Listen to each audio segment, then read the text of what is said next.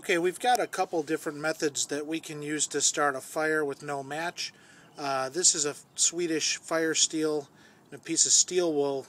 We'll show you that in a second, but I wanted to show you this. It's kind of an interesting setup. I got this at a rendezvous they had at the river here locally. Some reenactors from the 1800s had set up and were reenacting some stuff, and one of the guys had a kit like this.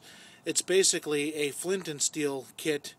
It all fits into this tin here. You've got your flint and the piece of steel, as well as a little magnifying glass and a pouch that you could use for starting a fire on a sunny day.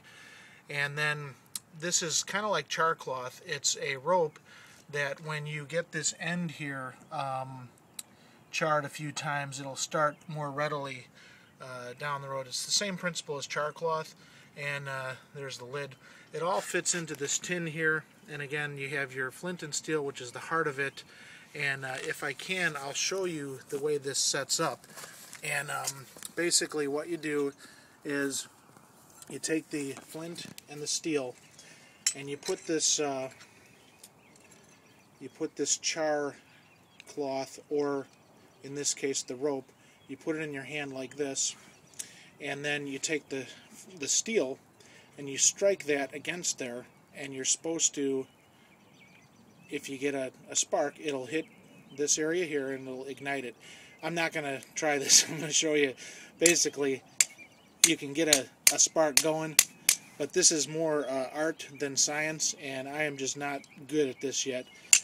But you can see, you can get a spark going, and I'm probably holding it the wrong way. You're probably supposed to have it here, now that I think about it. You want this underneath where it's going to catch the spark. And again, a char cloth might work better. I don't know. But we'll leave that for a future project. But these are the components of it.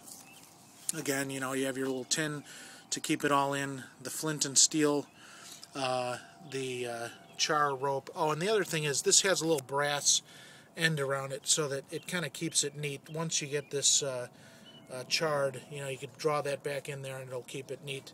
And it all fits in this tin. But what I'd like to show you here is a more modern setup, and this is the Swedish flint and steel.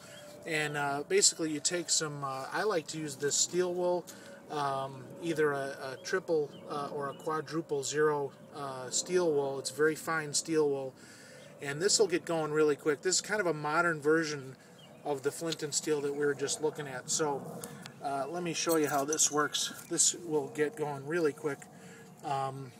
You'll see that it'll burn very, very hot.